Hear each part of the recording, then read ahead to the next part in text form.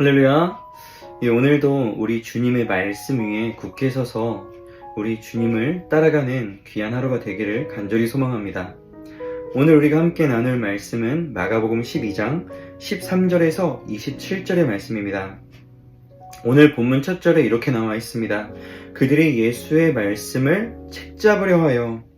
여기서 말하는 그들은 유대인들의 지도자들이었죠.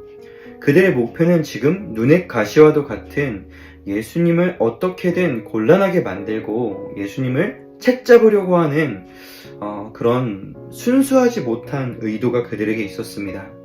그들은 바리새인들, 즉 율법의 전문가들이죠. 그리고 헤롯 당, 이들은 정치의 전문가들입니다.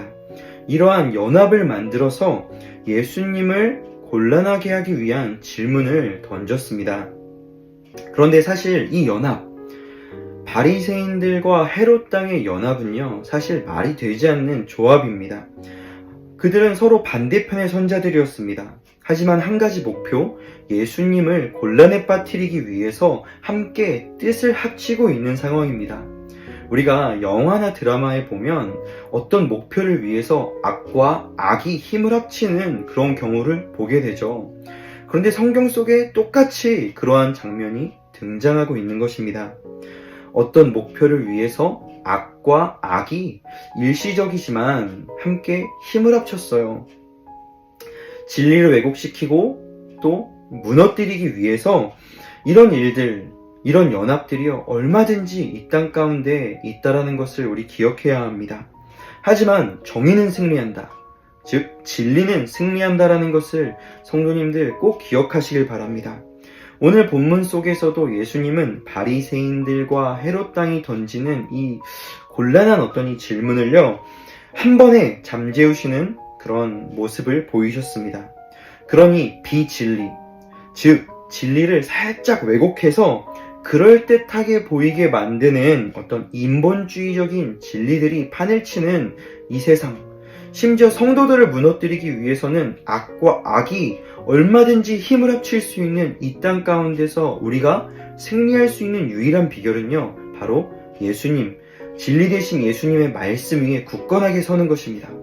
진리를 붙드시는 저와 성도님들이 되시기를 간절히 소망합니다.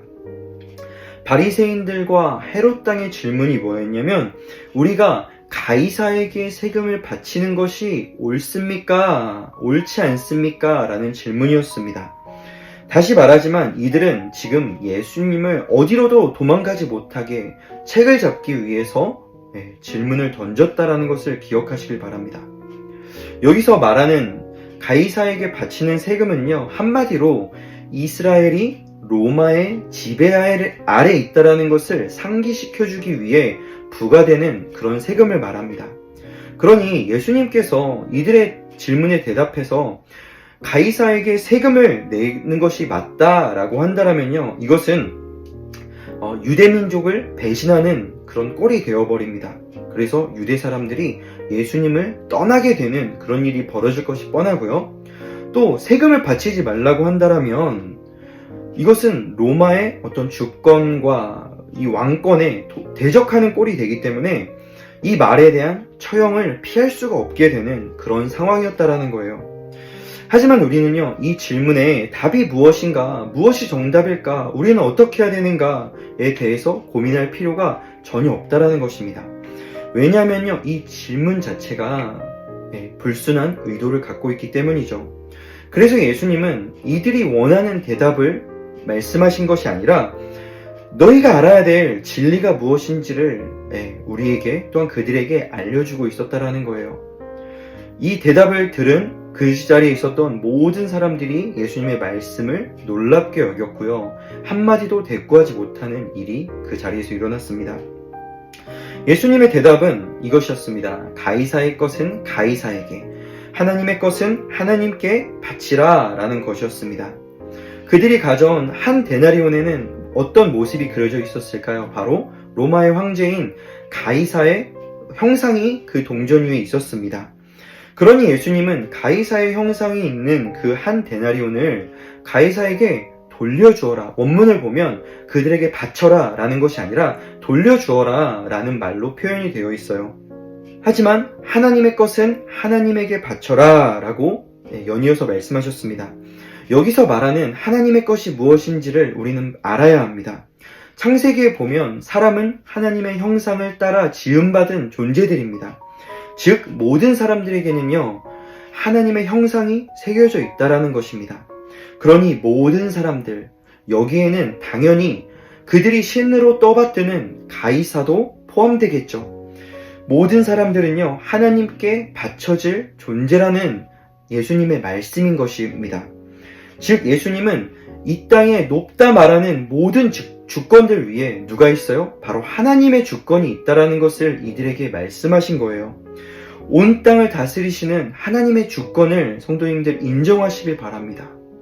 아무리 이 세상이 높다 하고 우리를 억압한다 할지라도요 하나님의 주권을 인정하고 따르는 것이요 우리 그리스도인들이 정말로 승리하고 우리 믿음을 지키는 길인 것을 성도님들 꼭 기억하셨으면 좋겠습니다. 이제는 사두개인들의 차례입니다. 이들은 부활을 믿지 않는 자들로 알려져 있죠.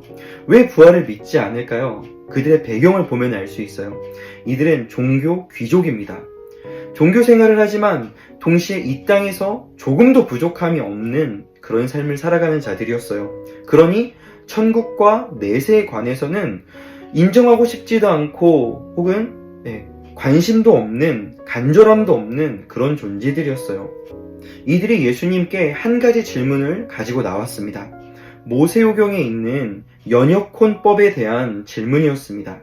그 법은 첫째가 자식이 없어 죽었을 때 그 동생이 아내를 취해서 형을 위한 상속자를 세우는 법이었습니다.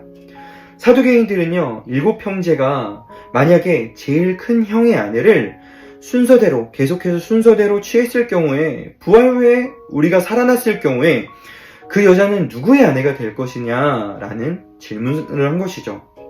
이들은 결국 부활은 없다라는 자신들의 주장을 정당하기 위해서 예수님을 공경에 빠뜨리는 질문을 던졌던 것입니다. 이에 대해서 예수님은 한마디로 정리해 버리십니다. 그들이 성경도 하나님의 능력도 알지 못함으로 오해를 하고 있다라고 말씀하셨어요. 이들은 성경에서 말하는 죽은 자도 살리는 하나님의 능력에 대해서 알지 못했던 것입니다. 부활도 진리입니다. 천국도 진리입니다. 하나님의 능력이 있습니다. 하지만 무엇이 그 진리를 그들의 눈에서 가려버렸을까요? 바로 이 땅의 것에 취한 그들의 마음이었어요. 그들이 알고 있는 지식과 그들이 믿고 싶은 것이 전부라고 생각했기 때문에 이들은 하나님의 진리를 진리로 받아들이지 못한 거예요. 하나님의 능력에 대해서도 오해하고 만 것이었습니다. 성도님들, 오늘을 살아가는 동안 저와 성도님들 모두가 진리 위에 굳게 설 수 있기를 소망합니다.